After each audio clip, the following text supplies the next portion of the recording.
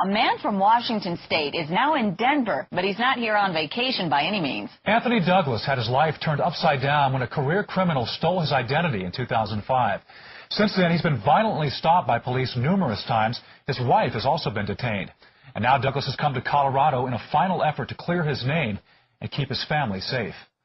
I'm always afraid. I'm always afraid. Anthony Douglas is a victim of identity theft. He's come to Denver from Tacoma, Washington, to try and end a 3-year nightmare. I'm hoping to be able to return to some semblance of normal life. In 2005, this man, convicted felon Wesley Pickett, somehow got a hold of Douglas's personal information. Pickett applied for credit cards in Douglas's name before embarking on an armed robbery spree that included a stop in Arapahoe County. Douglas owns a charter bus service in the Seattle area.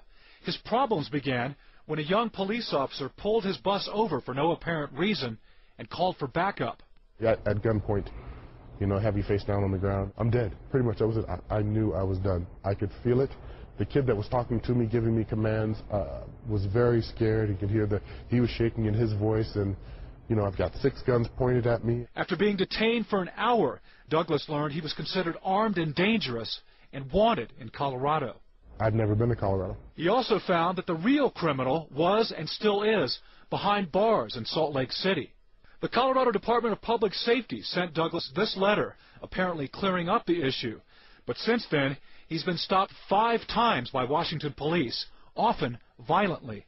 They just pretty much clobber you to the ground and cuff you. My wife has been pulled out of the car and handcuffed, and she sat in the car for almost an hour in handcuffs. Douglas says that was the last straw.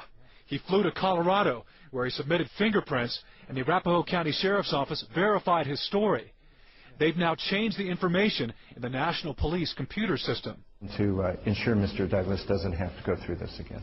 Meanwhile, Anthony Douglas is heading back home, cautiously optimistic that his name has finally been cleared. I hope that I don't have to carry his baggage, and unfortunately I think I will for a long time. Meanwhile, the DA's office is already discussing better ways to keep and share police records between states. They say the goal is to keep this from ever happening again to people like Anthony Douglas. And Douglas says what's so scary is that he doesn't have any idea how his identity was stolen.